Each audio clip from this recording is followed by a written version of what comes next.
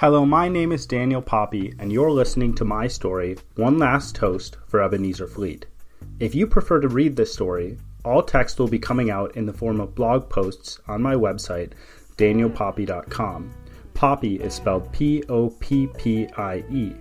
If you are listening on YouTube and would like a more convenient way to listen to the story, be aware that it is put up as a podcast as well. Thank you for your support, and I hope you enjoy One Last Toast for Ebenezer Fleet.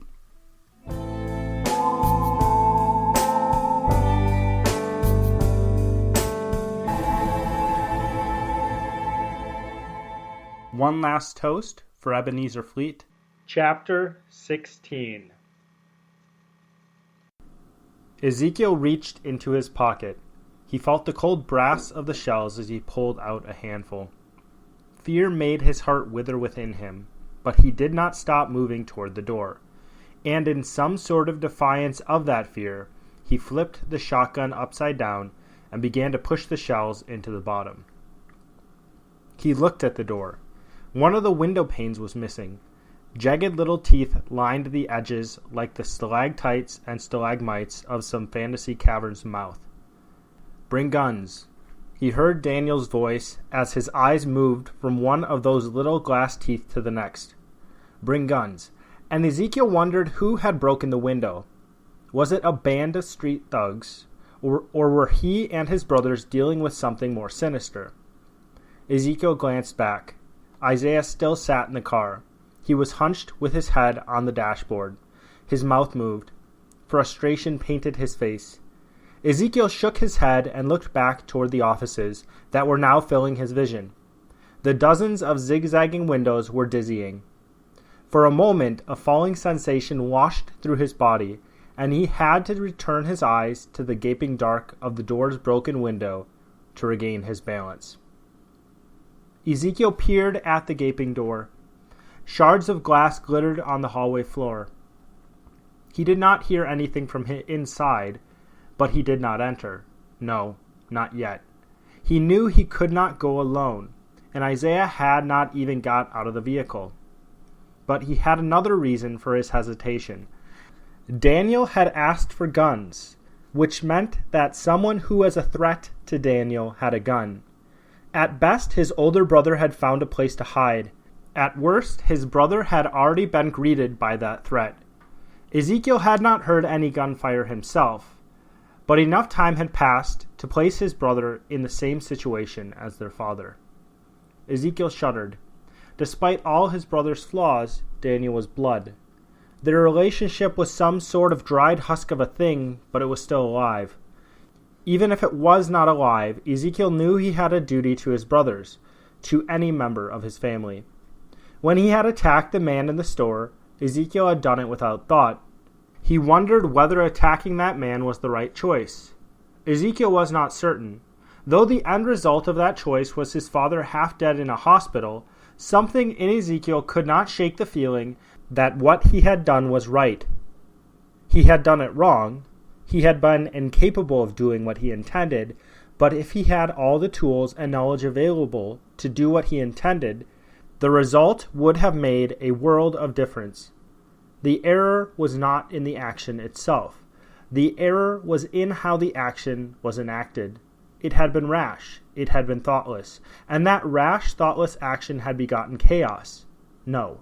Ezekiel knew he could not rush in as he had in the store. He had to plan. He had to take his time. He needed to think about each and every contingency before he stepped through that door.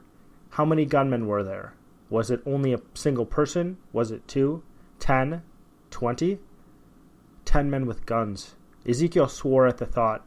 How could he and Isaiah be of any help against 10 men? "But you have to go in, don't you?" his thought continued, unbidden. Ezekiel nodded. The choice to fight was not the wrong one. The way in which he had fought before was the error. No matter the number of men inside with guns, he had a duty to go in. Family was in that building, and family was in danger. And even if Isaiah would not get out of the car, Ezekiel knew he would go through that door alone. He muttered to himself and sighed. "I've got to make a plan," he continued. and he stepped out to the side of the doorway to hide from any eyes inside the building. Ezekiel reached down to the weapon. He let his finger slide over the trigger. He flipped the safety off. He looked down at his shoelaces. Each was tied tightly. He tightened his belt, rolled up his sleeves, and pushed his hair off his face. Should I crawl in? Or go through a different door? Or a window? He shook his head at the thought. Stay low. Stay near the walls, he told himself. And then he sighed as his mind filled up with the static empty of a blank. And then what? He asked himself. Ezekiel imagined himself braced against the wall. He imagined the darkness of the hallway. The painted names on the doors were blurs in his vision. The exit sign cast a muted red down the corridor. Though darkness was falling on the world outside as well, the magic of this vision allowed him to see into his car. Isaiah sat alone. He still spoke to himself. This time his face was turned toward the roof. Ezekiel thought he saw a shout, as if his brother was crying to heaven. In this soft daydream mindset, he heard a noise from up ahead. He thought whispered voices, but he was not sure. His weapon was still cold in his hands. As he crept forward in this daydream thought, the voices grew louder. He leaned around the corner. The men wore suits, each held a Tommy gun in his hands. But they had not seen him. That's all I need, Ezekiel thought. And when he swung his weapon up, time slowed. His finger found the trigger. The shotgun jumped in his hands, and after 5 shots blasting through the hallway, Ezekiel heard a metallic click. The red cleared from his eyes, and before the blood of the men began to pool on the floor, Ezekiel's hand was back to his pocket. His fingers curled around another few shells. Smooth motions flipped the weapon over and pushed the rounds into the bottom. As the third slipped in, a man jumped around the corner. A rat-tat-tat filled Ezekiel's ears. The quick stuttering muzzle flash filled his eyes, and Ezekiel dove behind the corner as dust and shards of brick flew through the air. In a huddled mass, Ezekiel pulled the pump on the shotgun. A clack-clack chambered around. He turned the weapon toward the corner, let out a sigh of relief, and he waited. If he was lucky, the man would not see him in the darkness of the hallway. But what if I am unlucky? Ezekiel thought. Within that daydream, Ezekiel shook his head. He would not think about that now. If he got shot, he would get shot. Action was the most important thing. Act now, act quickly, do the unexpected. When Ezekiel sprang from the darkness of that hallway with his shotgun blasting through his ears and jumping in his hands, he was startled out of his daydream by Isaiah muttering in his ear. All right, Isaiah said. I'm ready. Got my shotgun ready and everything. Isaiah held the weapon out to Ezekiel, barrel first. Don't point that thing at me, Ezekiel muttered back harshly and pushed the weapon out of his face. But he was not mad at his brother. He was angry at himself. He needed a plan, and Ezekiel knew his daydream was not a plan. He had been stalling. Isaiah, Ezekiel whispered back. Who knows how many there are in there? Could be 2, could be a dozen. So, he pushed Isaiah's gun barrel back to the floor as it began to rise again. We've got to take it slow. Isaiah nodded. He glanced back at the car. As he did, his face contorted into a frown. He glanced back to Ezekiel and then from side to side. He nodded again. So, he opened his mouth to speak, but his head jerked back to the car, as if he were startled.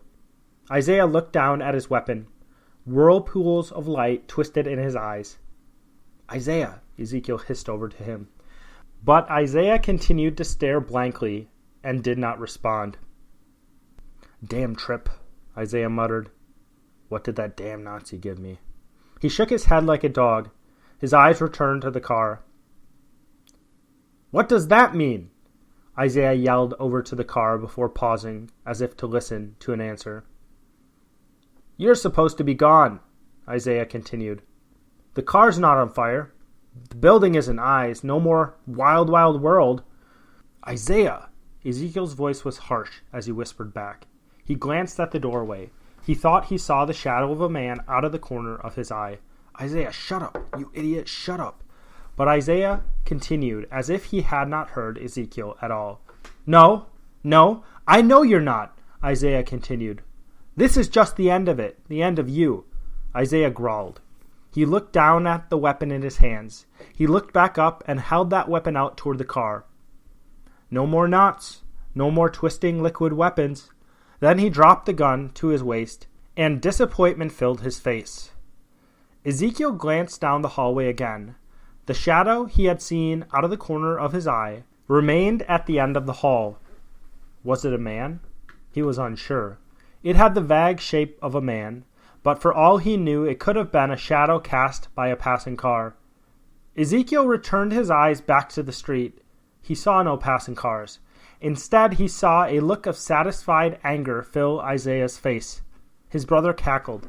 A mutter left his mouth. Ezekiel watched as his brother's finger found the trigger, and Ezekiel jumped as the blast of the gun scattered itself through the city. Ezekiel thought he heard Isaiah cackle again through his ringing ears, and he watched as Isaiah pulled that trigger again. Ezekiel seethed as Isaiah lowered the shotgun. His brother's mouth shut, his lower lip stuck out, and Ezekiel thought he saw a look of satisfaction of some sort on his brother's face. Ezekiel took several steps toward his brother. The anger mounted within him. He released a hand from his own weapon and launched a fist into Isaiah's face. Isaiah staggered back and looked up at Ezekiel with confusion. "How are you such an idiot?" Ezekiel shouted.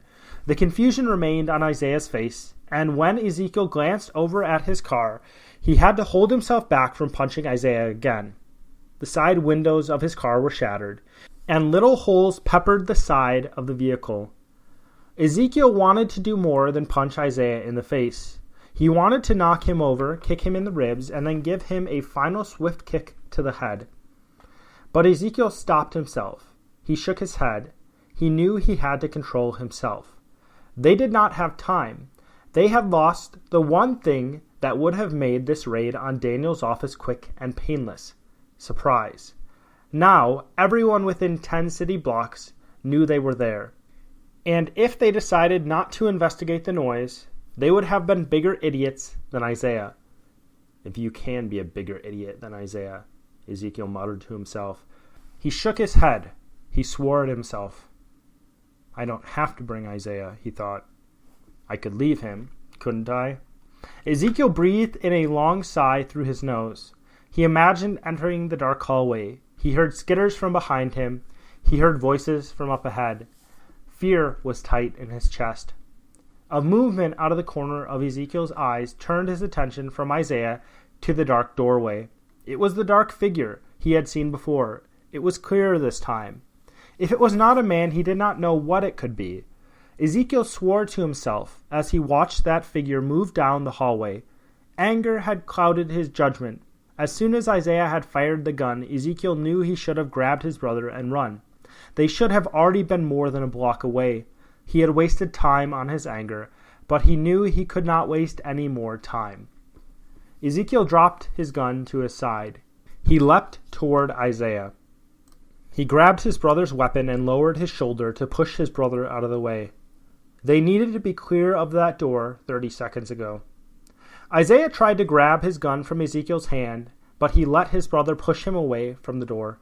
Ezekiel began to let out a sigh of relief, but it was premature. A few more feet and they would have been hidden behind the corner of the building. But Ezekiel heard shouting. He heard the loud click of a door opening, and when he glanced back, his eyes met the eyes of an angry-looking man a few years older than himself. Ezekiel swore. Almost as if he were echoing Ezekiel's own profanity, Isaiah swore at Ezekiel. He reached for the weapon again. "Give me my gun back," he yelled at Ezekiel. "I didn't get him. I missed, damn it, so give me the gun back so I can shoot him again." Even if the people coming out of that door had not spotted them before, they would have now because of the muttering coming from Isaiah. Isaiah was loud, and loud for nothing. What the hell is going on, Ezekiel thought. What the hell is that idiot on? Ezekiel glanced back toward the door as he pushed Isaiah along. He saw the men. 2 men. Only 2 men.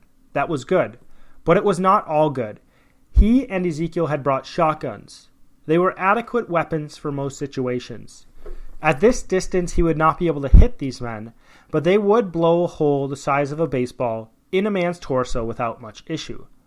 Both these men held machine guns. Each held a short-barreled gun with a large round clip underneath it.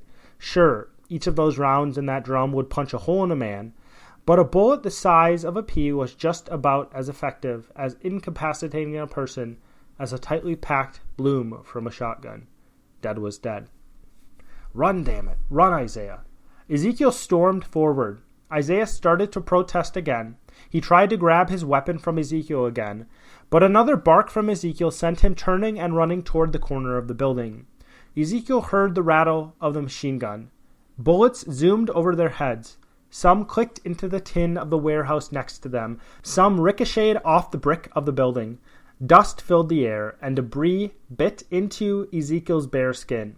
It was only by diving to the corner of the building that they were not hit.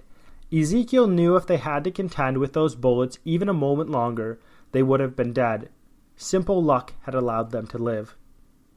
Ezekiel tumbled forward onto his brother as he landed.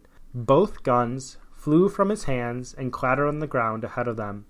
Ezekiel grunted, sat up, and then moaned. He looked over at Isaiah, who was just beginning to pull himself from the ground, and he swore, not at him, but in his direction. Up, up, Ezekiel barked as he sprang to his feet. But Isaiah's nose only wrinkled. As Ezekiel grabbed him and tried to pull him up to his feet, he only slumped to the ground. We need to get up, Ezekiel yelled at him. Get up, get up. Even though Isaiah would not stand, Ezekiel pulled him across the pavement. As he neared the weapons, he let go of his brother with one hand and snatched one of them off the ground. He thought that if he took a moment to tuck this first one under his arm, he could grab another. But he knew time was precious. It was better to have one gun and be alive than have two and be dead. Isaiah continued to slump toward the ground. He muttered to himself about having missed whatever he was shooting at. He tried to lurch back to grab his gun with a, well, I need to grab my gun. But after a quick whack from Ezekiel, he gave up and allowed himself to be pulled the whole width of the building around the second corner. Ezekiel breathed a sigh of relief. For now, they were safe, but they could not stop. They could not stop, but they also could not go. If they ran from the building, they could hide, but they would be leaving Daniel to these men. If they continued their mission, they would find themselves going around the whole building only to be confronted with these men again, and in a worse situation than before. Where they had 2 guns before, they now only had 1. Maybe if he had time to plan, he could come up with something that would give them the upper hand, but he knew that he had no time to plan.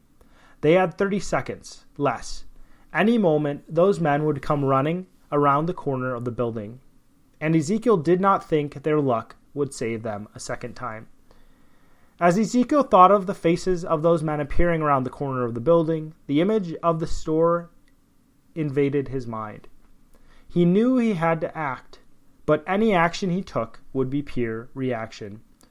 But the last time he had acted without thought, he had gotten a man shot, and that man had been his father. Ezekiel glanced forward. He glanced behind the office.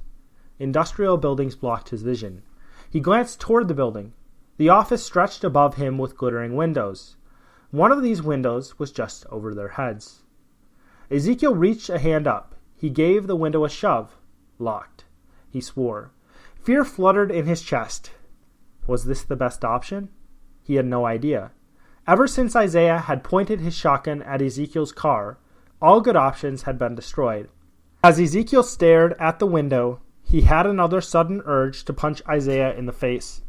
But he did not let the anger rise above a murmur. He pushed the anger down, and he nodded. Maybe it was not the best option, but it was an option. It was an option that would get them closer to Daniel's office. Ezekiel nudged his brother. Isaiah still mumbled to himself, but he glanced over. Ezekiel said. See the window? He pointed to the side of the window. Isaiah's eyes followed. I'm going to hoist you up, and you're going to break that window and climb through. Isaiah looked at him.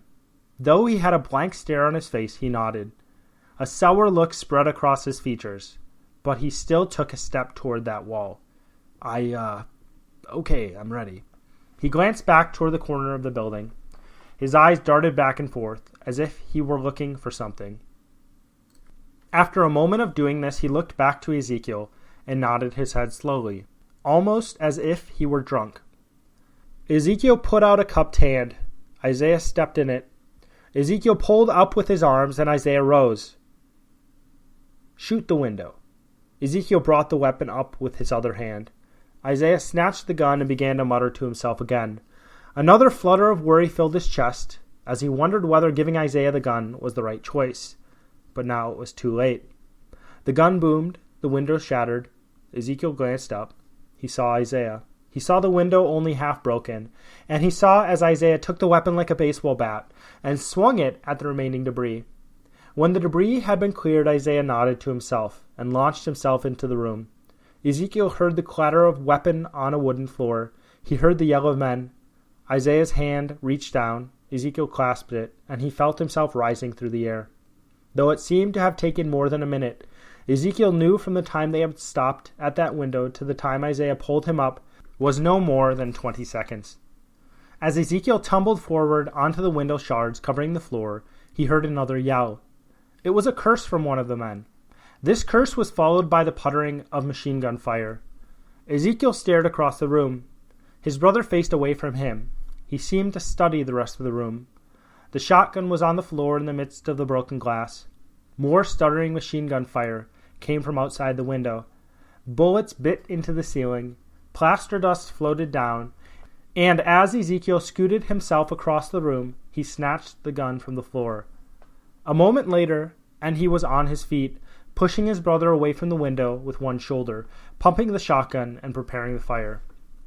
"Away from the window," he hissed to Isaiah, and he thanked God when Isaiah did move. "We need a surprise," he continued, "a way to catch them off guard." Ezekiel turned his attention to the window. He took a step away from his brother. He brought the shotgun up to his shoulder, and Ezekiel watched the corner until a shadowy figure appeared. After the shadowy figure came into full view, Ezekiel aimed at the torso of that figure and pulled the trigger. He did not even feel the recoil before he pumped the shotgun again and prepared another round. His finger pulled the trigger a second time, and within another second he was able to fire a third at the shadowy figure. He would have fired a fourth, but instead of a boom from the weapon, he was greeted by a click. When he lowered his weapon and looked at where he had shot, he saw a huddled shape. Had he shot the man? He was not sure. He hoped. Hell, he hoped. The dark lump remained unmoving on the ground, but Ezekiel was greeted by another rattle of machine gun fire. Down, down. Ezekiel pulled Isaiah down as he dropped to one knee. Another rattle of gunfire zoomed through the room. As he glanced out the window, he saw no other shape of a man. He saw only muzzle fire. The second man had been smarter than the last. He kept himself close to the corner. He kept himself just out of reach of Ezekiel's gunfire. Hide! Hide, Isaiah! We need to hide! He muttered, and he began to push Isaiah away from the window again. Isaiah swayed as he continued forward. He began to fall, and Ezekiel had to use all his strength to keep his brother upright. Still trying to keep his brother on his feet, he looked around the room. One corner of the room had a desk. A bookcase was on another wall. A minibar slouched next to it. It had been a nice office before its window had been destroyed, and bullets decorated the ceiling. Ezekiel wondered how much time he had. Ezekiel had only seen 2 men, but he knew that there could be more men. Maybe 3, maybe 5, maybe 10. Heaven forbid 10. Only one man would be coming through the window, but a whole host might be coming through the door. The best hiding Ezekiel could find was a couch. He pushed Isaiah forward. He pulled Isaiah behind one of them. Ezekiel's hand went to his coat pocket. At first he felt nothing and his heart dropped. When he felt that single lump in his pocket, he did not feel much better. He had a single shotgun shell left. That was it. That was all. One single shell, one chance, one opportunity. Okay, Ezekiel thought. I've got one clear asset. If I aim well and wait for the last moment, then... Ezekiel sighed. He glanced at Isaiah. His brother was staying put, thank God. But his eyes looked just as distant as when Ezekiel had picked him up. One clear asset. Ezekiel just started the thought. He knew that asset was not Isaiah. If anything, Isaiah was a liability. He had already cost them the element of surprise, and Ezekiel wondered what other idiot thing he would do. But you couldn't have predicted that, could you? Ezekiel thought.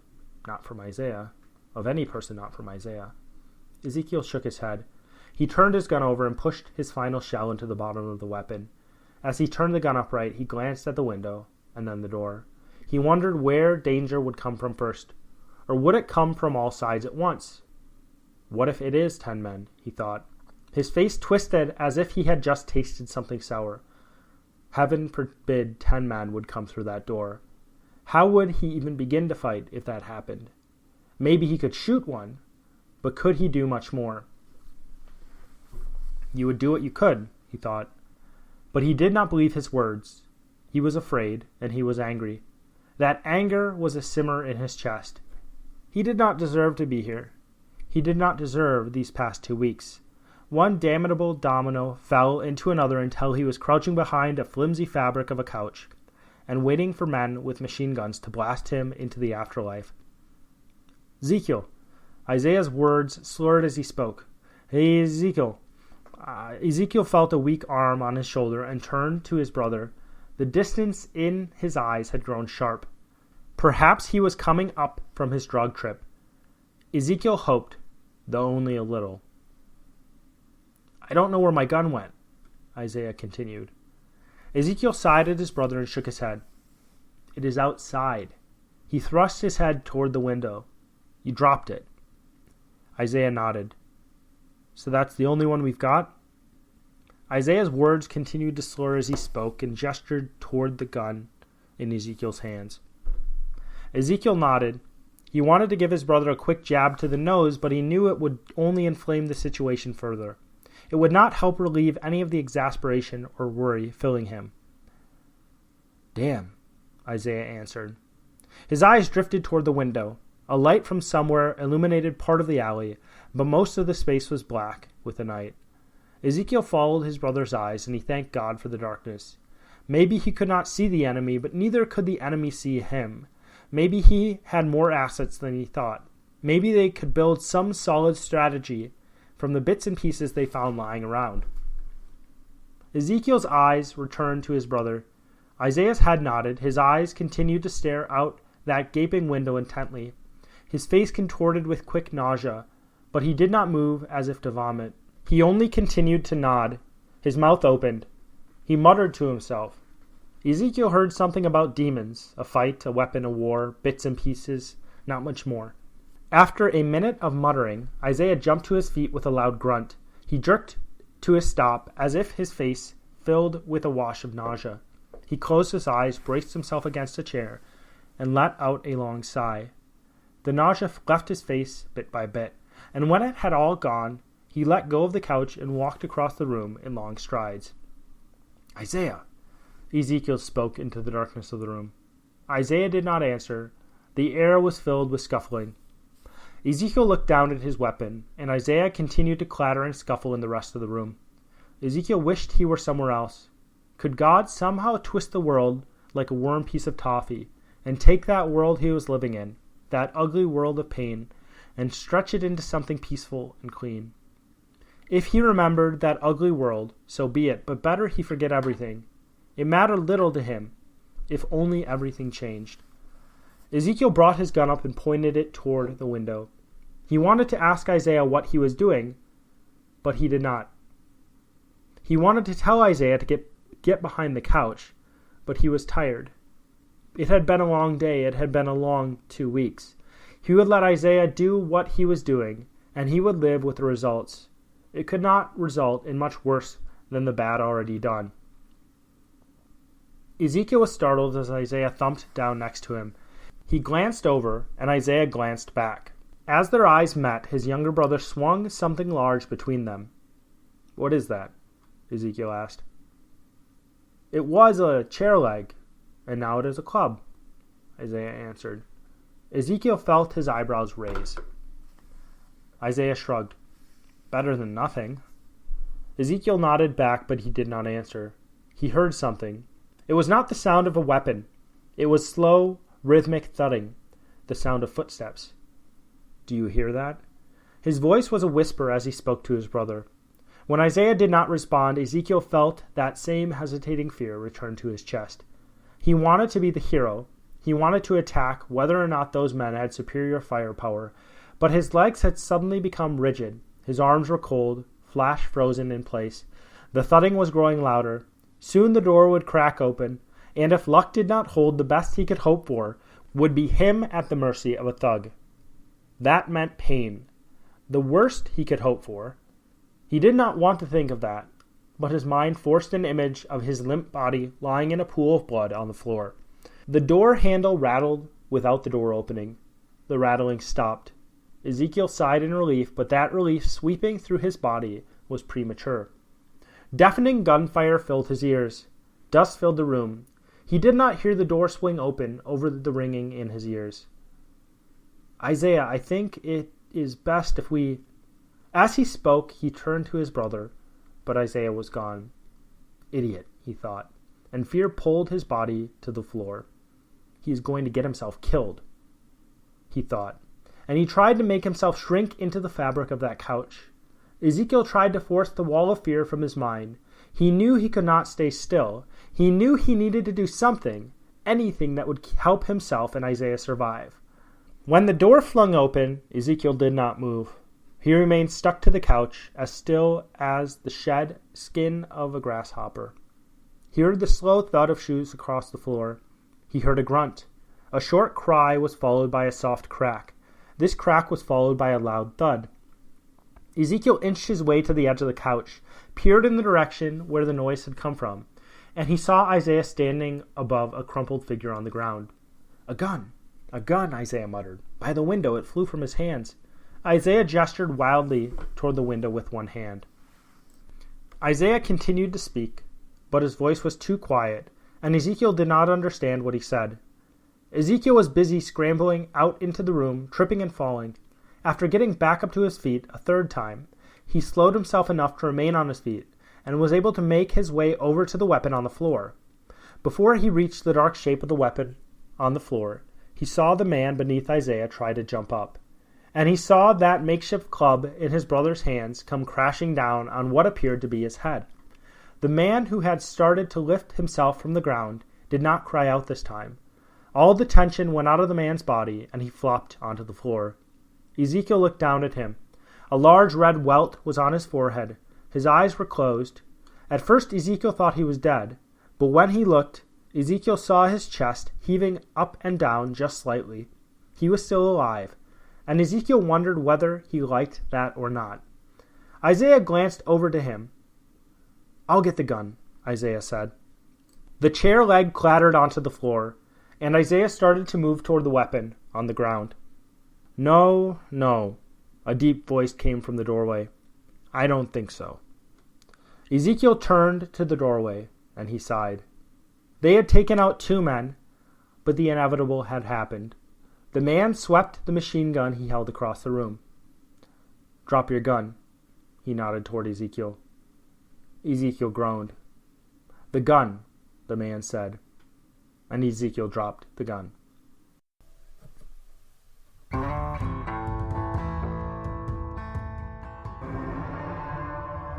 If you enjoyed One Last Toast for Ebenezer Fleet and would like to show your support, the biggest way you can do that is by heading over to iTunes and giving this podcast a 5-star review. If you want to support me further, follow me on Facebook, Twitter, or Instagram. Hit that subscribe button on YouTube, or hit that subscribe button on your podcast app. If you're itching for something similar and can't wait week to week, you can always buy my book, The 9th Hour, on Amazon for 99 cents. Thank you for your support ahead of time, and I'll see you next week on One Last Toast for Ebenezer Fleet.